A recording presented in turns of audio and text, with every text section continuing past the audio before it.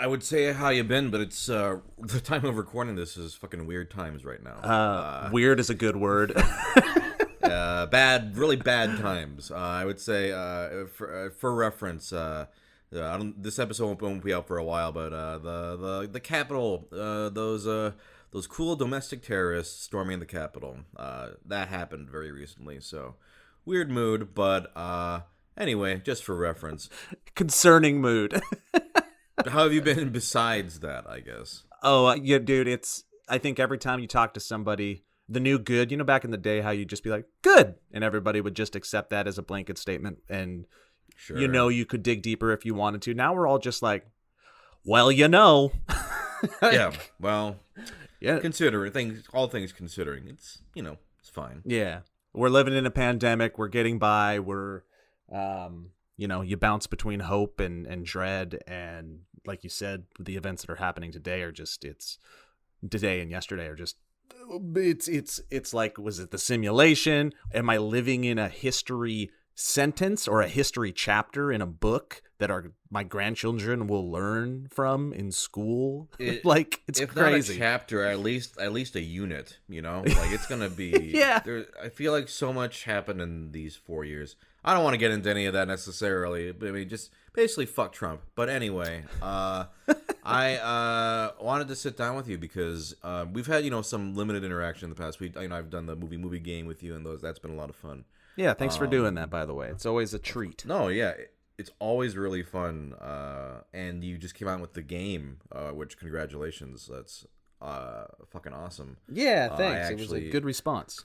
I actually went through and played. You sent me a deck of the cards, and I played it with some of my friends, and it was a good time. Good to know. It worked with a group of friends. That's what I need to know. Like, if people enjoyed it. Oh, yeah. People had a good time. But the reason why one of the reasons why I wanted to talk to you was actually you were one of the first people I used to watch online comedy wise with Barats and Beretta. Oh, holy shit, dude.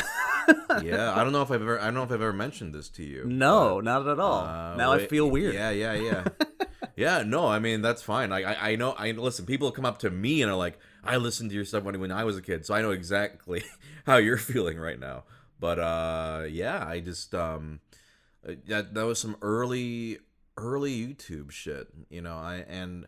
I am genuinely curious as to just what it was like back then. Yeah. Being I would say you were one of the early big channels, and it's just so interesting to me to think about what it was like early days, if you want to yeah, man. I mean, we were wild west era, and to give any context, when he says the beginning, we're talking like Lazy Sunday dropped, people were like, YouTube's a thing, and we went, yeah, well, we got this crappy QuickTime video website that our parents can't figure out how to watch our stuff. We're in college. I'm like just post graduated, working at a editing commercial company / also waiting tables at Old Spaghetti Factory. Yeah, but yeah, we made content. God, I can't believe I just used that word. We made videos in college. Sure. We were part of an improv troupe, but I was also part of the broadcasting department. And for me, I was like, well, if I'm going to get a grade, I don't want to do news at all. Please don't make me do news. Can I do comedy? And he's like, yeah. So a lot of the early Barats and Beretta videos were, I got grades for. Oh, wow. Yeah, we just ran around and then we put them online. That was some school project shit. Some of it, yeah. That's great. Yeah. Yeah. So we had this like backstock, right? We had this like, we've been doing it for a while, making our friends laugh, and we just threw them online for the heck of it. Small, meager website. Definitely a hobby. We both like improv, stand-up comedy and stuff like that. Luke's a great writer, amazing actor and stuff, but was really good at writing, and I think was going down an entertainment path anyways, whether it was going to be playwriting or movie writing or acting or comedy or whatever. But anyway, so we kind of like naturally have this backstock of videos when YouTube comes up, and we're like, okay, let's just put it on YouTube so our parents can watch it. We do that. We get fortunate, and back then, when I say the Wild Wild West, YouTube was a very different beast. And it was like, Yeah. I'm going to open up YouTube and they're going to have a featured video right there on the site. Like, it's like, today this is the video. And we did a Mother's Day card video that did all right. And it's really crazy how it all worked out. But that got featured. And then back then that meant something. And we had more than just that video. So people could watch that and then the other stuff. And then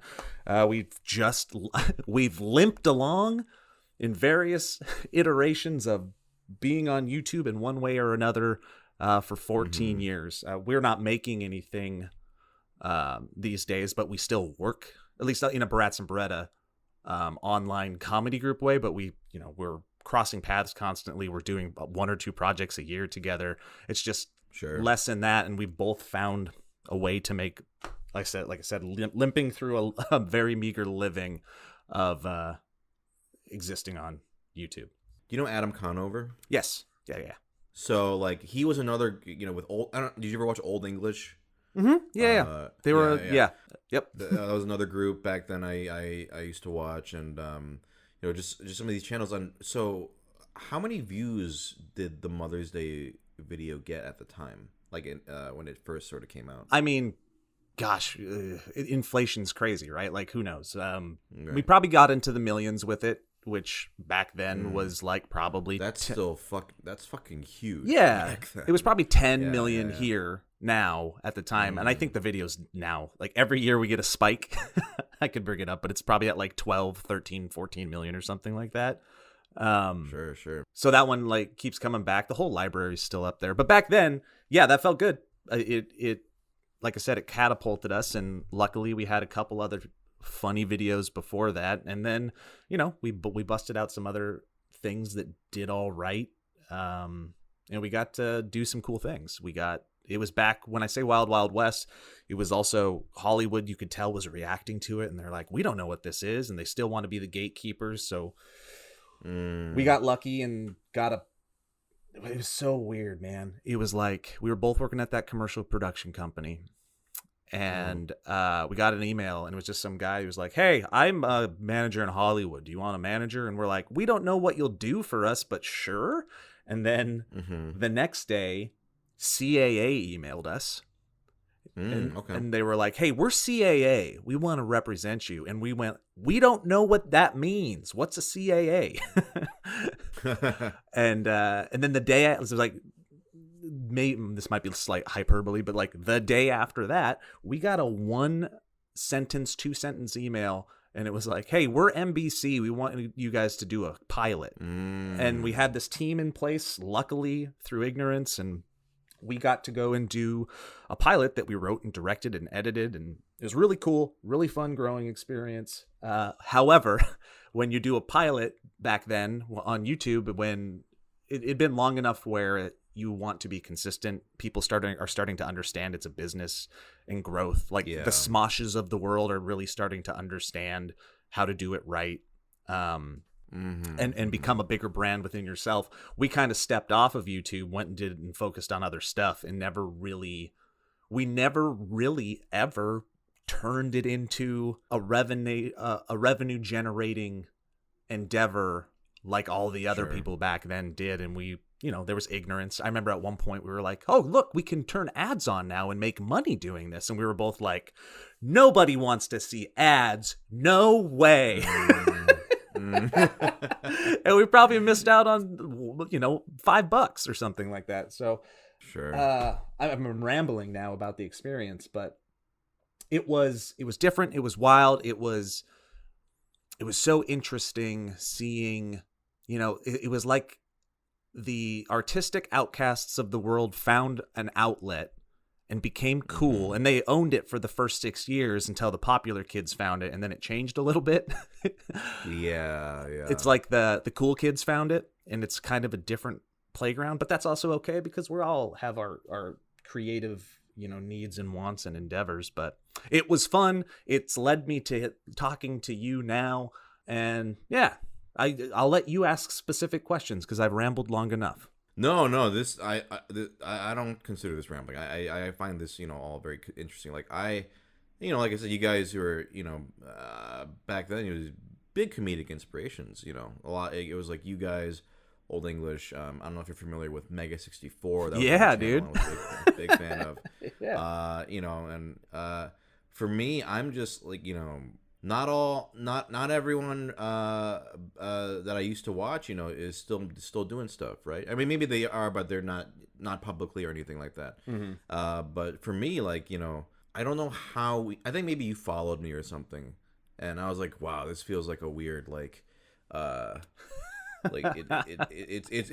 surreal for me, like, and at this point, like, I've done stuff with Mega 64. I've done stuff with like Adam, and like, it's kind of surreal to sort of get to meet people that back then I really looked up to, and still look up to, because for me, and if you are, still making stuff, like, and still, doing creative shit online, it's because it's so hard.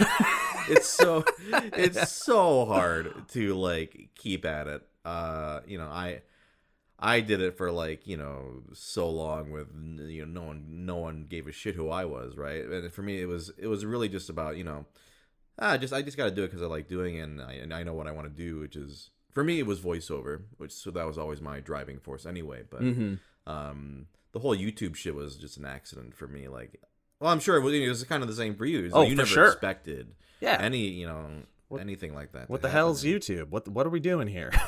Like, yeah, it's very different from, now it's like kids want to be YouTubers, or they aspire to it. It's the new astronaut. It's crazy. Yeah, and I'm like, don't do it. You got to luck into it, sir. But also no, like, right? Isn't that's the big difference, right? Yes, a lot of them need to get lucky, and a lot of it is luck. But they're all they've seen there's YouTube 1.0, 2.0, 3.0. We're probably in YouTube 4.0 or 5.0 now, or online creation. Yeah. In all of the previous iterations of it, these kids, grown adults now, they were watching how it was done. They saw the failures and the successes of everybody before them, and they learned from it. Like, they really watched, and a lot of people come into it so calculated, and some of them like just hit a home run because they see how to do it. It's mostly luck, but I do feel like intelligence was passed on in real time and broadcast 24 hours a day. I guess there's a different approach, right? It's if you're going to go into it going, this is going to be my dream, like, then yeah, I guess there are ways you can, you max out your thumbnails and your whatever, all that jazz. Still suck at all of it. It's such a nightmare. Oh man, fucking YouTube. Okay, so you got to do all those cool things that you were talking about, like working with Adam and stuff. Because let me fangirl for a second. I reached out to you because I discovered you over time, and I considered you when I found your short clips, which I really appreciated. Like, you're one of the Reddit ones. Like, there's a group of Reddit loved creators, and you were one of them for a while. A lot of your clips I'd keep seeing come up there, and I became a fan and followed. You do great stuff. More importantly, what I really appreciated, and I put like you and Gus Johnson in the same breath, kind of. Both just white guys from Wisconsin. Yeah. Oh, how did you know? Look, it's you're a voiceover artist, but a terrible actor. No, but what you do, I really appreciated, because speaking about the differences of YouTube, I went back and I watched some of the Barats and Beretta stuff recently because my son was like, I want to watch some Barats and Beretta. And I'm like, okay, fine. And we do. And I was actually shocked at how short they are, how quick they are. And that's kind of, whatever. Algorithm doesn't ask for that. It's hard to break through it. 10-minute videos, things have changed. Sketch is actually nearly impossible on YouTube these days unless you really build an audience. And I found your short clips and Gus's short clips, and I feel like what you guys are doing, you found a way to kind of harken back to what it was back then with the short, shareable, funny, punchy clips, and you broke through. Yeah. And I think Reddit helped a little bit, but in breaking through, you also broke through the algorithm. Like, your small, punchy clips we're still getting views and getting love on YouTube. And I thought that was so cool. And I appreciated it. I don't know how you did it. You're a wizard. I think Reddit helped. I mean, I don't know about Gus because I don't know Gus personally, but big help for me was Vine. That was where sort of like, for me, my sort of trajectory was, it was like, I started my audience actually on Tumblr. Remember Tumblr? Oh, yes. Tumblr, then Tumblr to Vine. I don't say Tumblr as if it's old. I say it because it's like completely useless these days. Like it just killed itself. Do people still go there? Yeah, no, people still go there. Yeah. Oh. Tumblr to Vine, and Vine was sort of where things kind of, well, it was like maybe like, I don't know, a good 200,000 base on Tumblr, then it went to Vine, then to YouTube. So it's not like it just kind of happened out of nowhere, but I think people they were like, oh, where'd that guy go from Vine? And like, oh, his videos are on YouTube now. Okay, because for me, YouTube, I'd always consider just like an impossible task. I was like, 100,000, that's impossible. I don't know how anybody ever gets that many subscribers ever in anything. I don't think that's possible for a human being. Like, I genuinely thought this. And then, I saw it, for me, it was always, I was dump like clips here or whatever. But then when I was like, okay, I'll actually, now that Vine's dead, okay, let's try YouTube again. And I started, reposting stuff, but then, original stuff. And, yeah, it didn't happen right away. It still took like a while, but there was eventually a spike, and then it sort of started to grow from there. I think that just sort of happens to everybody, right? If it's just a sudden surge of recognition for a channel, and then that's when the steady growth will happen. And yeah, I mean, honestly, I've kind of slowed it down on a lot of people complain because I don't do a lot of the skits anymore, but I think for me it's not burnout, but a little bit of that. I think it was because that was what people were always expecting of me. Is only that sort of thing. And while I liked doing them, I never wanted to be in a position where I felt forced to like, okay, I have to put this up because this is the only thing that people want from me, and I'm not even into it, all the 100%. And like I said, for me, it's YouTube's like this sort of like accidental hobby that became lucrative, whereas voice acting is what I like to do the most. So I've been voice acting since I've been very busy in that field. YouTube for me is just like it's my weird hobby channel, and you can, if you don't like it, that's fine. But yes, and that's as healthy as it can be. Like that's a gift, right? Like the fact that you get to just let it be an inspiration playground, it's better for your brain. Yes, you may not be trying to make as big of like a business out of it, but that's better. I think you're in a great position. You just get to have fun and be like, oh, I'm making this because I want to and I'm inspired by it, as opposed to I gotta eat tomorrow. Sure. Well, I mean, listen, if I just let YouTube languish, that's not necessarily an option either for me. Yeah. So it's like there still has to be maintenance, right? Yeah. Yeah. So I think it's more of it's like if I can do stuff that's like, instead of like good for me and you, and then some of them just for me. Yeah. And then, but then some of them like, hey, I know this one will, do well, and I know people will like it. Then it becomes that sort of game. Like I can't claim to be, oh yeah, I can just literally do whatever I want. No. Yeah. I'd be in a lot of trouble. But again, like as you're very familiar with, YouTube's a fucking crazy beast. It's you never know how it'll work from day to day. I've coined the term recently of like you have to be careful. You have to be a very self-aware person to get into that world. Otherwise you get the YouTube poison brain, and if you can't like pinpoint how it's affecting your mental capabilities and your emotional reactions, you can get into trouble. Like my daughter's 13 now, and she stopped asking me if she could start a YouTube channel a few years back because I would say, yeah, you can start a YouTube channel, but it's going to be private and you can make cool things and we can share them with friends and stuff, but we're not going to make it a public thing. And she goes, then I don't want to do it. And I go, then you're doing it for the wrong reasons right now. Let's find out what you're passionate about first, because God forbid you're going to have people say or do horrible things toward you. That sucks. But even Yeah, worse, yeah. what if you blow up and you're huge at a young age and you're not really capable to process that type of success and love and Mm, validation? So then you get the YouTube brain, like I have. I'm affected by it. You're affected. We all are.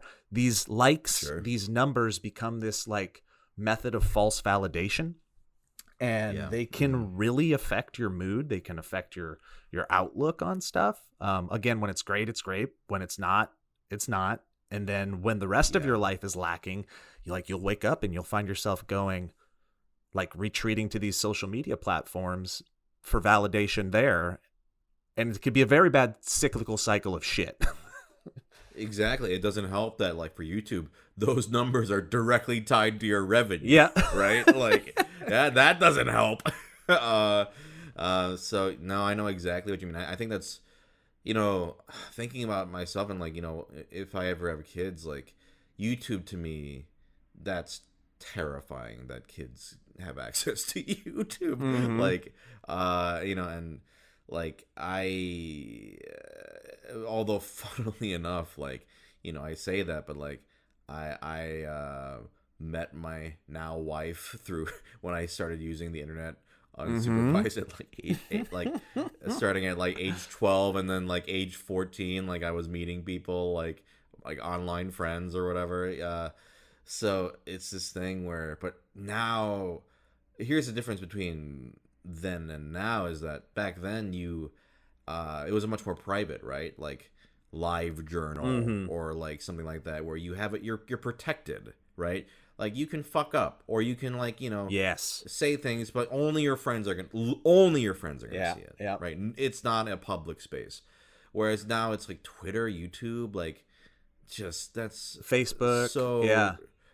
even Facebook, yeah, even that, like that's so terrifying to me that Well, kids. and the difference then and now, and I've definitely had parental anxiety about it. Is, now it's ubiquitous and 24/7. So, for instance, what I was worried about with my daughter, who's now she's in 8th grade, going to be in high school soon. I was worried about the 24/7 cycle because when we were kids, you would go to Mm, school, and if school sucked and was shitty, you left it at 3 o'clock, and then like that horrible experience that you might have been having with a bully or a person or a teacher or whatever, you'd have a reprieve, right? You'd go away and you'd yeah, reset.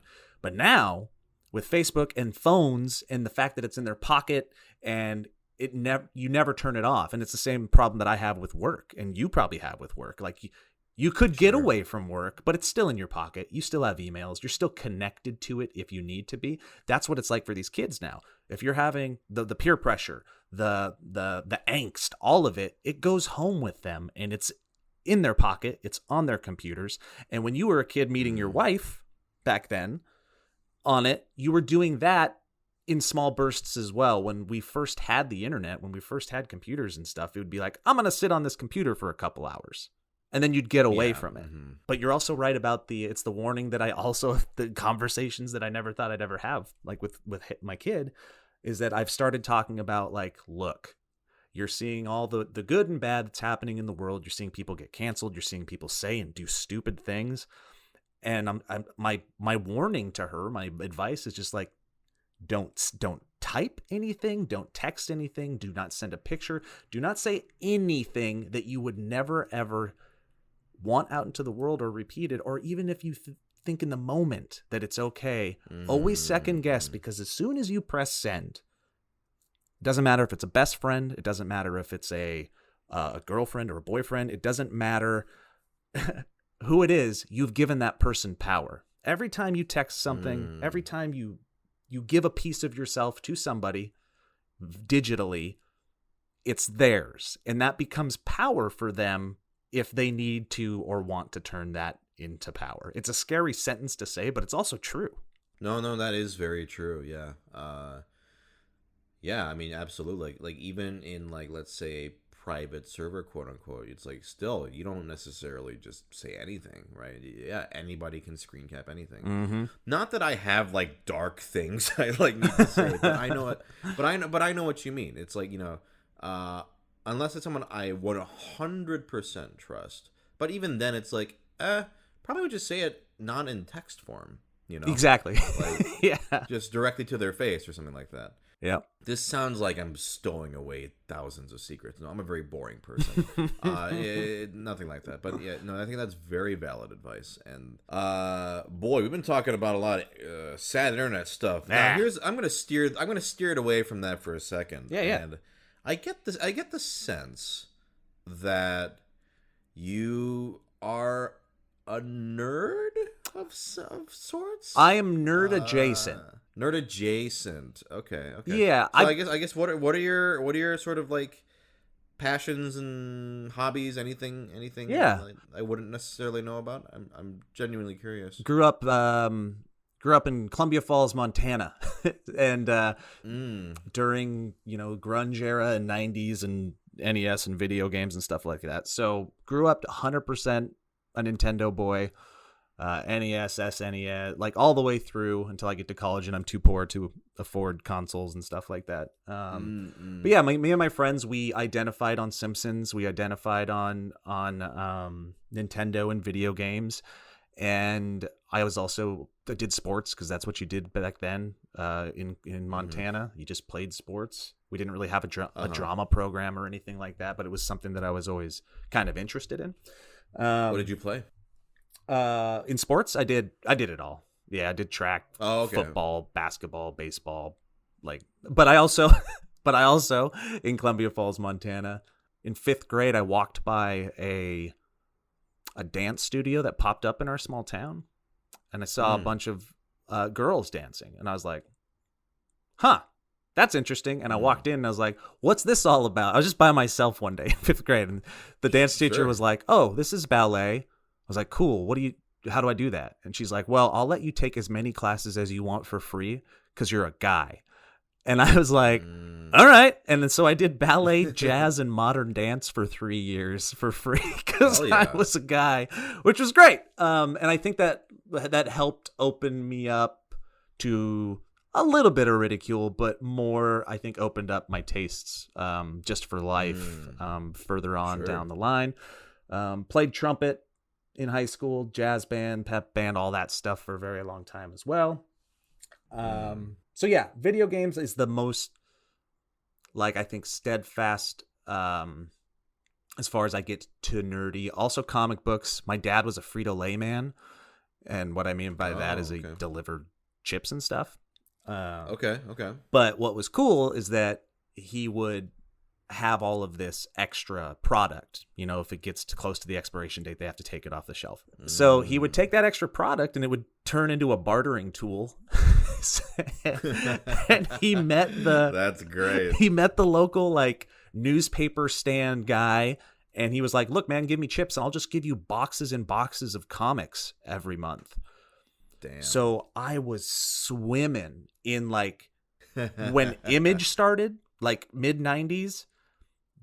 It was that era. So we have the whole Spawn collection, Savage Dragon, all the Spider-Mans. When X-Men was released back then, my dad has a massive comic book collection. It became an accidental hobby for him that he's continued to go down, and so that opened my world to comics. And I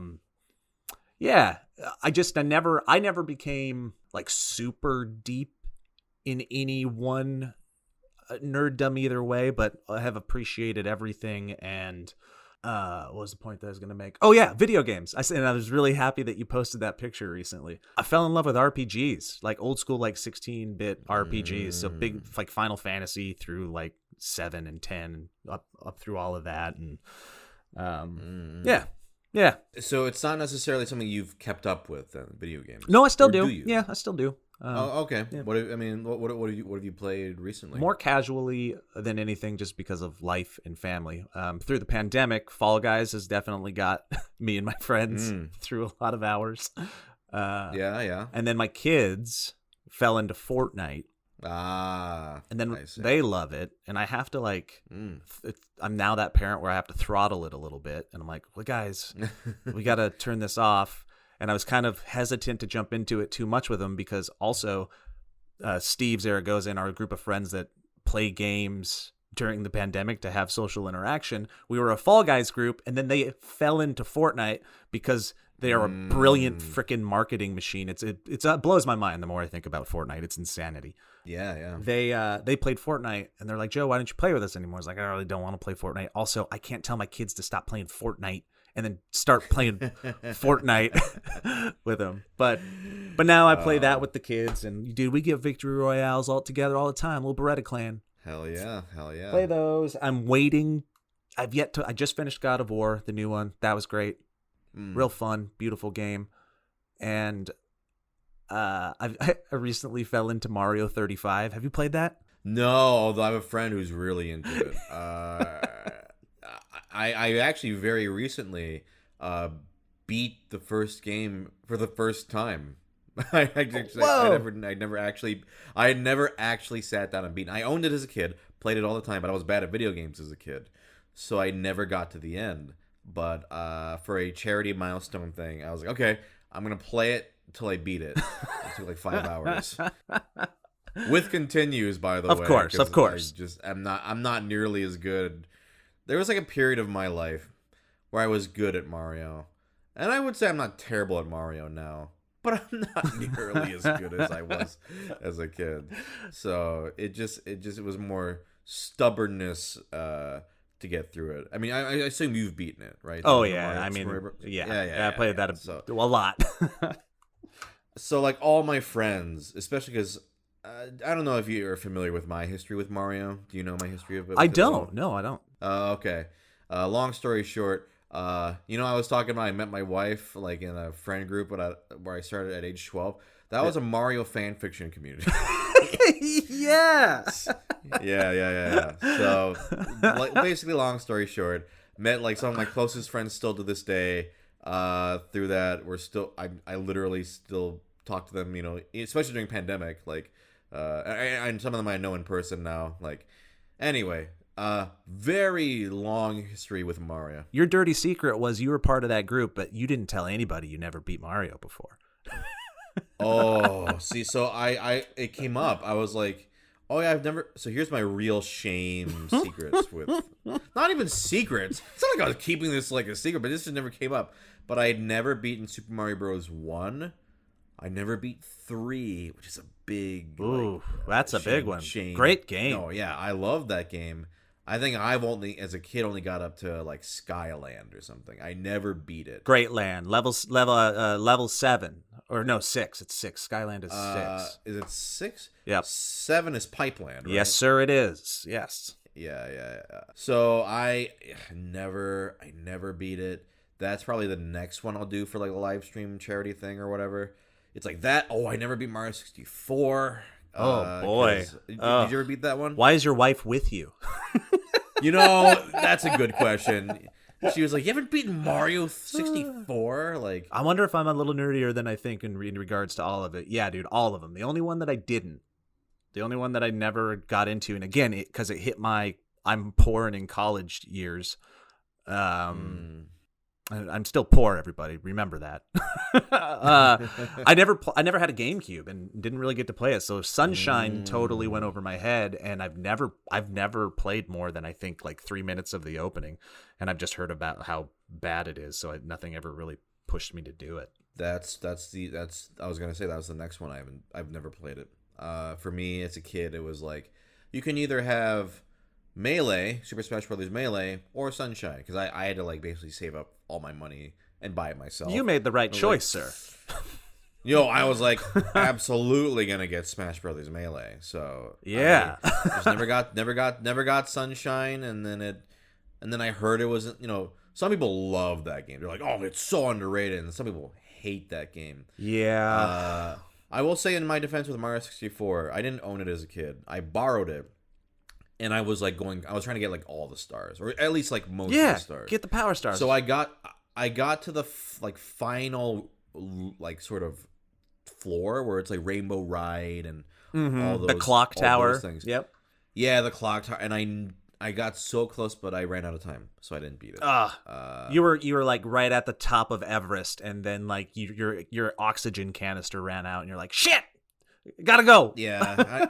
And thinking back, I was like, I should have just like I don't know, fucking just rushed and gone to Bowser because I had enough stars. But I think at the time I was like, maybe I'll borrow it again from this friend and complete it up. But I never, it just never ended up happening. Do you have like a because I have this, but do you have like a purist, like completionist streak? Like when I play an RPG, I maddeningly kind of like feel like I don't beat it unless I do all the side quests and I get all the cool like armor and swords and stuff like that. Brother, don't get me started on completion. Okay.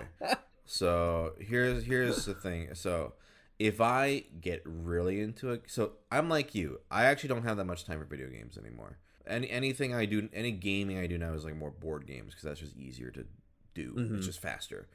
Video games for me, it's either got to be something I can beat in an hour, or like 2 hours. I like really, really short games, or I like a game where I can play for like 300 hours collecting everything. We're the same. And so, for reference, going back to a game you mentioned, Final Fantasy VII, I 100% of that game. The new one or the old one? No, not the remake, the original one. I haven't played the remake. Either have I. I'm afraid to start. Original one on PS1. Okay, yeah. I'm a little wary as well. I feel like it's gonna be a big time sink. But no, the original game, I got everything. Like every item. I maxed out every materia. Beat all the weapons. Did all the side quests. Gold Chocobo. Yep. All of it. Madness. So now I'm curious, what are some games for you that you just kicked the shit out of? Like you just 100%ed? Back in the day, for sure, Final Fantasy VII. Attempted it with 10, I'm sure. I think I got frustrated with the Lion Guy's side butterfly quest and probably didn't do that crap. Did you do that stupid lightning bolt dodging? That's the one I'm talking. Yeah, that one sucked too. Like at some point, you're just like, this isn't worth. Well, I can't. This isn't. Yeah. It's too frustrating, and it's the roll of the dice is not good for my mental health at that point. Yeah. 10. I just beat. Last week. Didn't think about it. I beat Earthbound. Love Earthbound. That's one I've never played, but it's always been on the playlist. Wonderful game, one of my favorites from childhood. I made sure that I got all the good crap in that. There's not a lot, but Chrono Trigger is my favorite game, and I've definitely 100%ed the hell out of that. So I'm sorry, let me interrupt you for a second. Nerd adjacent, my asshole. You just played Earthbound last week, and your favorite game is Chrono Trigger that you 100%ed. Like Chrono Trigger's the best game ever made, my friend. I know. That's why I'm saying you're a fucking nerd. No, that's great. I love Chrono Trigger. I'm saying give yourself more credit. Oh, thank you. Thank you. Yeah. Well, what do you mean nerd adjacent? If you 100% any video game, that qualifies you as a straight up nerd. Well, I'm honored. Compliment. I'm honored. Yeah. You have no clue. Yeah, so games like that. I'm trying to think of what else I've played recently where I went a little nuts. Like I said, it's hard to go nuts because the thing with kids and being a video gamer, it's nice when you can play the games with them. That's always good. It's nice when you can introduce games to them from your past. That's always nice and feels great. Yeah. But when you're like, I'm gonna do this and not really consider your needs right now, and that's okay. I'm allowed to do that as a human that needs to have a healthy brain and heart and emotional core, but I also am me, and it makes me feel guilty, and I don't like feeling that guilt when it's like I could be maybe pouring more time and effort into you. So it's usually like late night, wife and kids are in bed when I can do that. Hollow Knight. Did you play Hollow Knight? I went to town on Hollow Knight. So Hollow Knight was one I really wanted to get into, but I just for some reason it didn't click with me. I thought that was gonna be one I was gonna like go 110% or whatever, and maybe I'll go back and give it another chance. But yeah, my nerddom is definitely connected to nostalgia picks. I like games nowadays, I'm finding, that are still the kind of the feel of the games that I grew up with, which was the SNES era mostly. So that 16-bit spritey look, like you said, that you can get over, you can beat relatively quick, or you can pick up and put down for small bursts without having to figure out where the hell you are in the storyline. So Hollow Knight, Shovel Knight, I really enjoyed that. I was just about to say, I'm sure you love Shovel Knight then. Yeah, good shit like that. Sorry, I keep swearing. I don't know if this is I apologize if that's I've been saying fuck like several times. So we're good. Yeah. So you own a Switch and a PS4. It sounds like because of God of War. Yes. Yeah, I got that. And Got it. yeah. Do you own any other consoles? I got the little mini SNES. What the hell? I don't even know what the hell it's called, but I got that. That's what I beat Earthbound on, which was cool. And I've had, we got a PS3 upstairs, PS4. Have not went and got. I'm not somebody that has ever bought a console or thought that I needed it right when it came out. I always just wait for it to get cheaper or grab somebody's old one. Absolutely. There's too many games, man. There's I can just keep playing games on the thing that I have. Oh, I have an Oculus. Okay, cool. I'm with you though. Who has time to play the games that were like last gen, right? Like I'm trying to scramble the. I only am now recently playing God of War, for the first time. The new one. The new one. The one that you played. Pretty cool. Yeah. I was blown away. I played the other ones. Yeah. No, it's good. But it has this thing where I haven't played it in a while, and now I'm like, fuck, how does that game control? I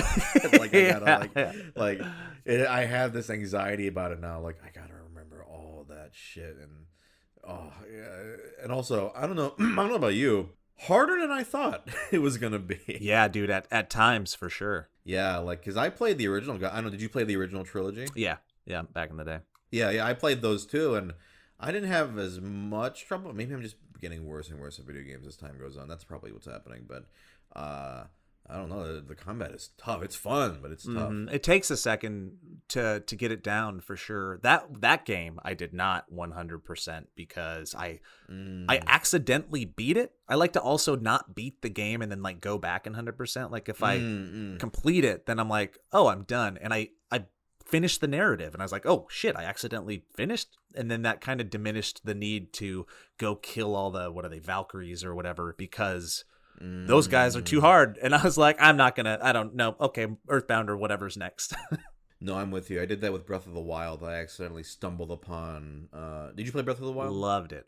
Immersed in it. Okay. Did you 100% or go really hard in that one too? Went very, very hard into it. Yep. Yeah. I got every shrine except one, and that was the shrine that's in the castle. And I did what you did. I accidentally opened the door, and there was a Calamity Ganon. I was like, oh... Oh, well, oops. shit. All right. Yeah. That's so there's still funny. one shrine sitting in that damn castle. But I was like you. I beat it. Credits rolled. I was like, time to move on. I'll go back to this at some point. Got to get the shrine. I got all the shrines. I got the expansion update. Did that. I forget what it was called. Game's been out for so long. The four Guardians or whatever. Yeah. Did that. Yeah, that's the other thing. It's grew up with Mario and Nintendo and all that, and then ran through all the Zelda games as well. I'm just a little bit of a nostalgic Nintendo fanboy that will take dips in other things. Loved Last of Us. Haven't played Last of Us 2 yet, and it's all just because of it's such an endeavor. Yeah, no, I get that. Nintendo, I think for me, it's as I've gone on in life, it's the new Nintendo console is the must buy. It's okay, and even then, not right away. I'm like you, I wait. Okay, is there at least 5 games or something that I want for this before I can justify exactly getting it? Yep. I assume you played Odyssey, and I assume you destroyed that one as well. Yep, destroyed Odyssey, destroyed both Galaxies. Yeah, did the same thing with Odyssey. Yeah. Are you an Odyssey guy or a Galaxy guy? I'm an Odyssey guy. Are you a Galaxy guy? I feel like everybody's an Odyssey guy, and I thought Odyssey was fun, and engaging, a great platforming 3D world, whatever. It's a Mario game; they're always good.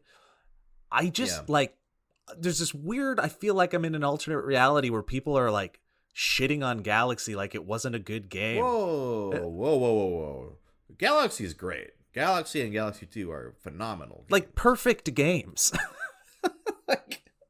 Yeah, they're very, very good. I would say the only thing, and Odyssey has this too, is Galaxy, they do have those annoying parts, right? Where it's not platforming, it's clean up all the garbage in like 10 seconds, or like yeah. you're on a ball now, like, oh, Yeah. so not.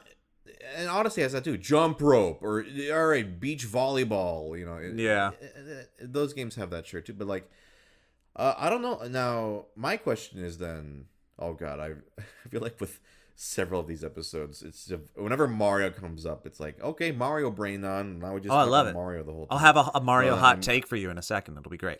Oh, I want to hear it now, actually. Okay, here's my thing. Here's my Mario hot take, and I don't know how much I believe it in my heart, but for podcast's sake, I'll say it.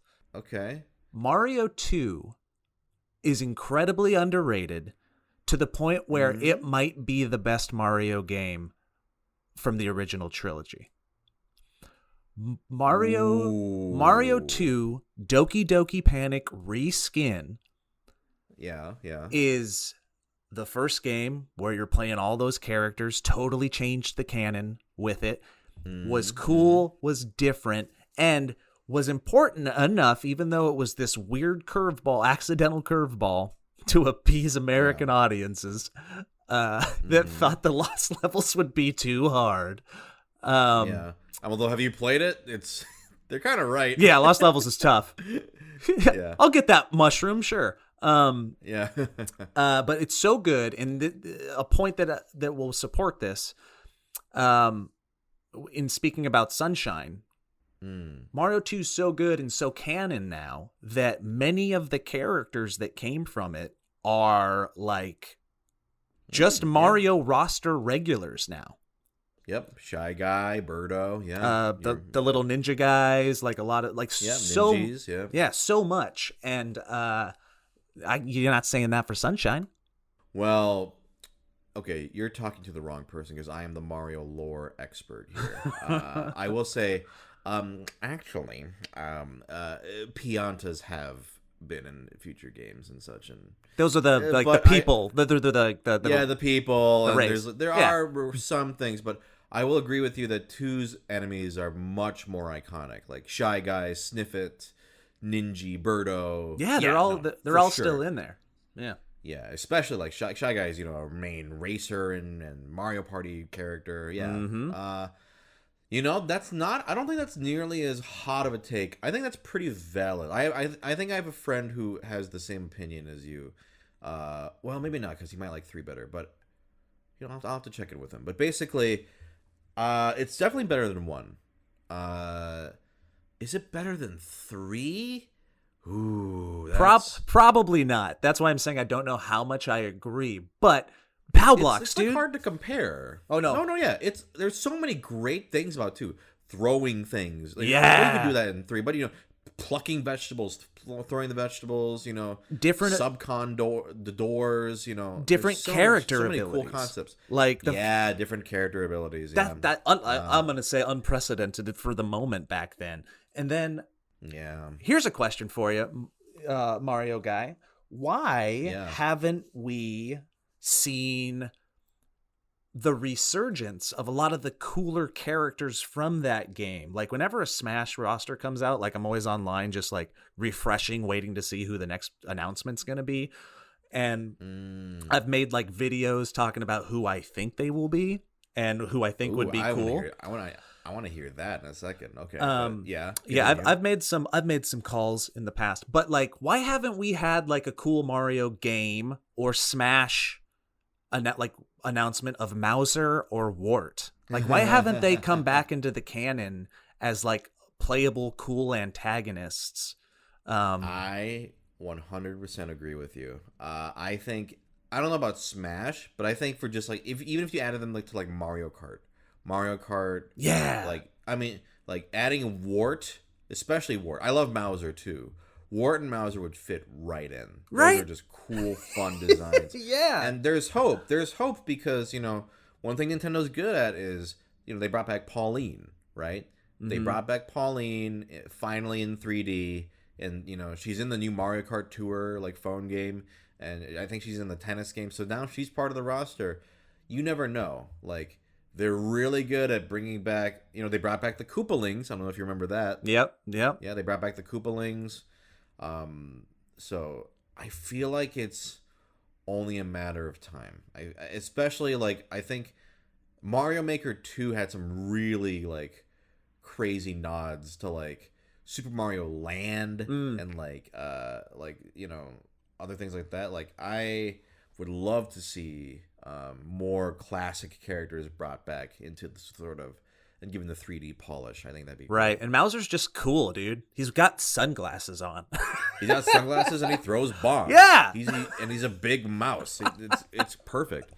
One thing before I ask you about your Smash Bros. Shit, is it's funny enough you mentioned Mario 2, and I was gonna say before you even said any of that, I think that 3D World is a very underrated game. Did you ever play that? That's the one with the cats, right?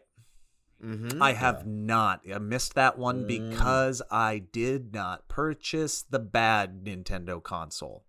You made the right call, although no, you made the right call because they're porting all them to Switch. So when that game comes out it's coming to Switch. They're porting it to Switch. Mm-hmm. I mean, I'm sure you were already going to, but I'm going to tell you as the Mario guy, you absolutely need to get that game.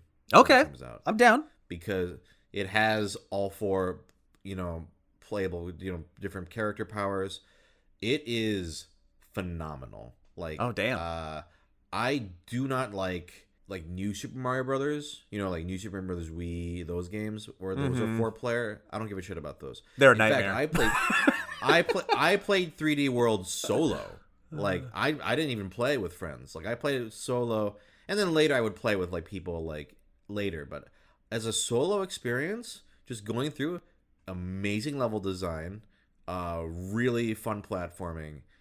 Highly recommended. All right, I'm in. I'm very excited for this Switch port when it comes out. But going back to the Smash Bros stuff. First off, who do you? I mean, I assume you play Smash Bros. I have it. I'll occasionally turn it on. Who's your with main? The kids? The older games, it was Snake. Okay. This version of it, the newest one, Snake doesn't do it for me as much. I like Belmont. He's who I ran the whole the story quest. I used Belmont a lot. Simon Belmont? Yeah, Simon Belmont. Not what's the other one? Richter. I don't use Richter. Richter. Yeah, I like Simon Belmont, and then I really enjoyed Terry. And and Blythe. No, Blythe's not the new one. Who's the newest one? The newest one with Byleth. Oh wait, you mean the Fire Emblem character, Byleth? Byleth. Yeah, Byleth. I don't even know who the hell that is, but I enjoy playing. Yeah, they're a Fire Emblem character. Yeah, I never played any Fire Emblem, so. Gotcha. Yeah. Who do you play? You want to take a stab at who you think it might be? Is it Mario? Close. Luigi? No. Wario. No. Oh, I also like Captain Falcon. Captain Falcon's good. He's such an asshole. Who's like Mario, but slightly different. It's a Wario, Luigi, Mario. Who's even closer to Mario than Luigi? Jesus, is there a Mario variant that I'm not thinking of? Yeah, they're Dr. Mario. Dr. Mario. Yeah. Oh, interesting. I found him kind of frustrating to play. Yeah, that's funny. I've been playing him since Melee. So for me, they took him out of Brawl, but they brought him back for 4. Oh, I always play as Dr. Mario. That's my main. But I'm very curious. You've made predictions, or let's say there are characters you want in Smash. Yeah, I want to know who these are. So back at SourceFed, I used to work for this channel called SourceFed, and it was a news channel, but there was also a SourceFed nerd adjacent channel where we did stuff like this, and I did a couple of videos for them. One of them was top 10 best Super Mario power-ups, and I would oh shit, I want you to try and guess what number 1 is in a second. But then another one, and it wasn't for this Smash, it was the one before, I believe, because this was like 2014, I think. I did a top 10 characters who I think should be in the game, and a couple of them made it. I called Little Mac. Nice. And then there was one other one that I did call, and they still haven't They kind of did it. Like back then, people were like clamoring for Malo from RPG, and I was like, "Nah, I know man, people really want Gino. give me Gino," is what I said. Yeah, give me Gino, that crazy bastard.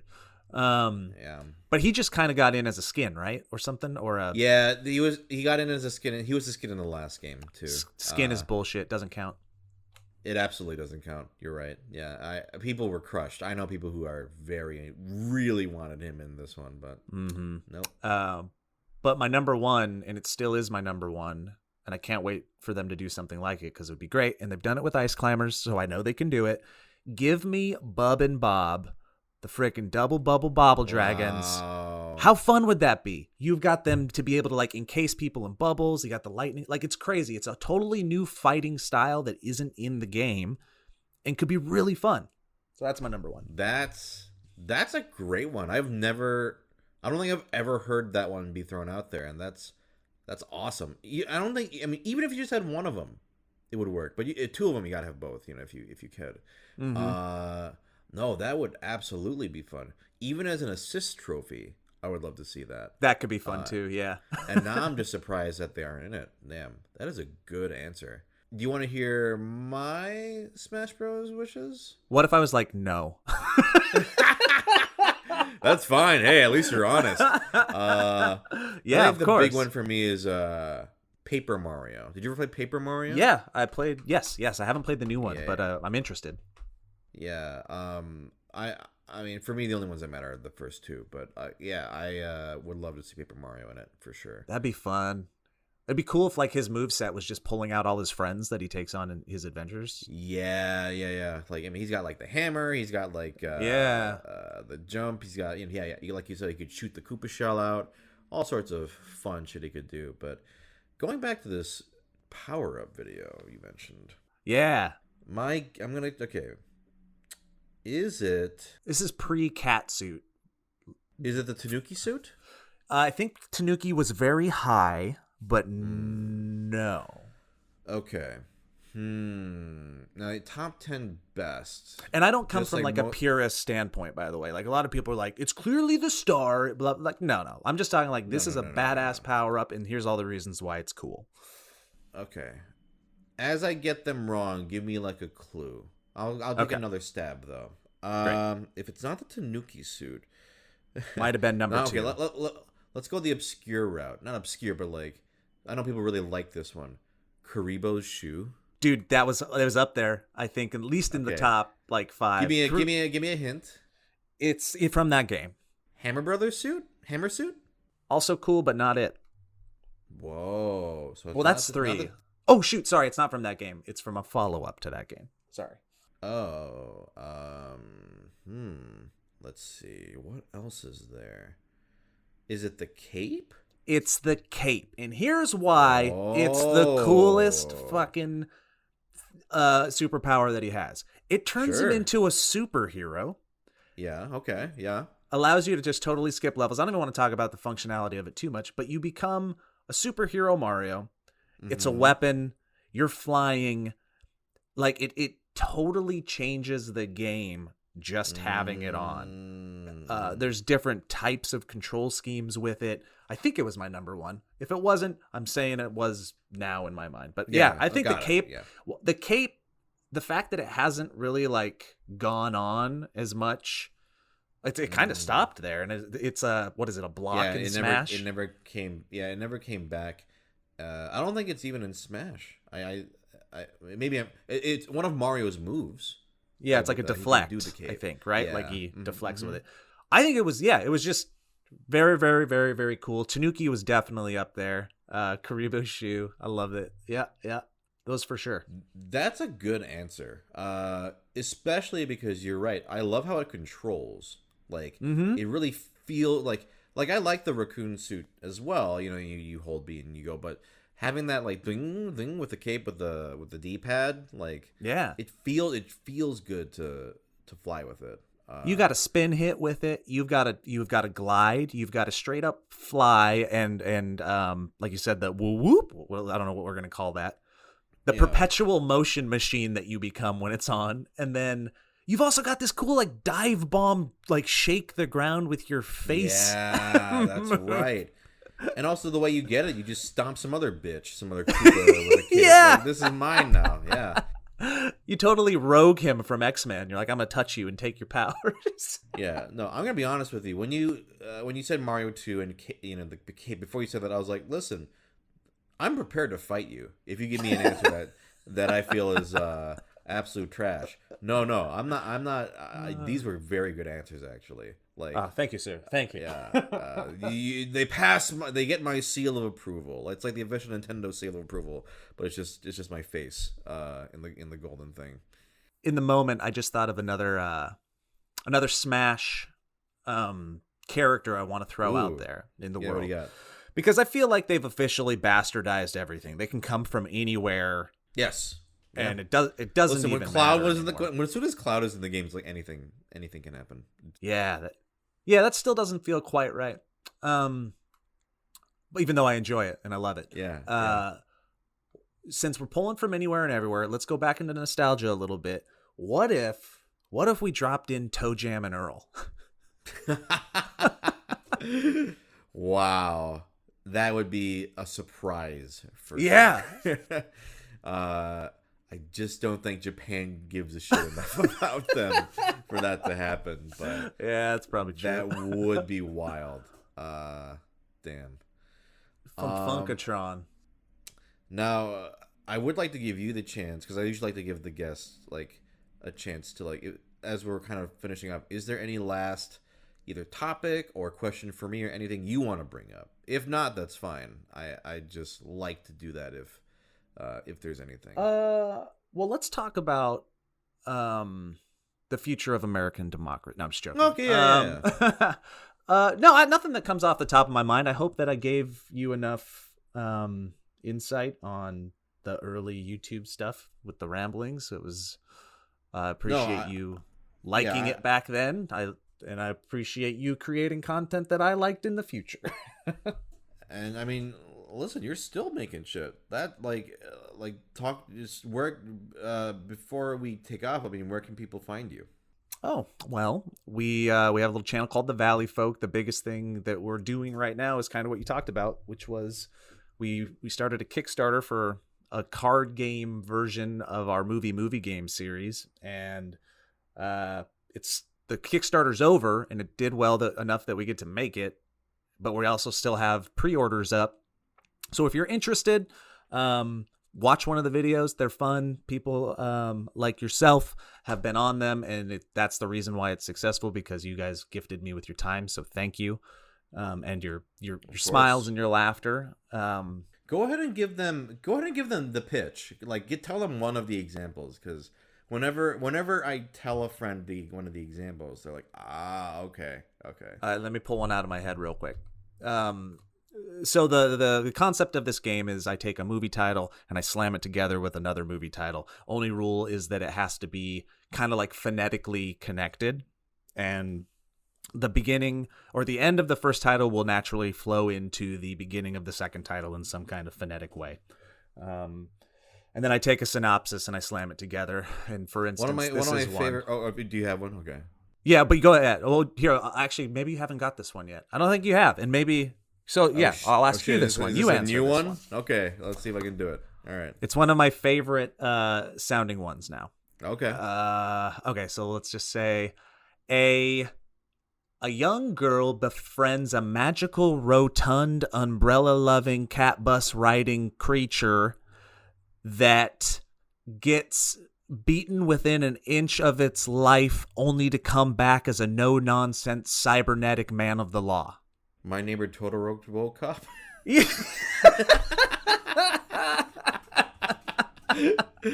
That's great. Oh yeah. my god. So, no joke, people listening to this, I fucking love this game. I'm not just saying this because whatever, I want to be nice.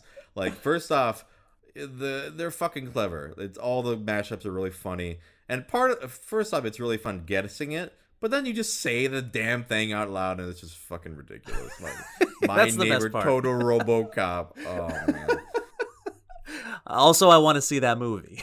Yeah, absolutely. So yeah, no, check that out. I highly endorse the game as someone who received a little prototype and had a lot of fun with it, and has also really enjoyed playing it on the channel. Like, it's fucking great. Check that out. And yeah, otherwise, thank you very much, man. You mentioned the Valley Folk? Are you anywhere else online on social um, medias? just at Joe Beretta on things. And then if you're interested in the Kickstarter, the pre-orders are still up. You can still get it. We haven't went into. It'll be a little while before we go into manufacturing, so we're leaving it up to get more orders in. That's at bit.ly.com/movie game. There's expansion packs that go. We have movie game, and then there's an expansion pack for video game movie game, where I take a video game and slam it together with a movie, and then TV show movie game. So there's a little bit of everything. Damn. We'll check that out. And thank you very much, man. Like, this has been a lot of fun. Well, thank you. It was an honor. I super appreciate it, and you've done a lot by gifting us with your time. So I wanted to return the favor. Well, I appreciate it. Thank you very much.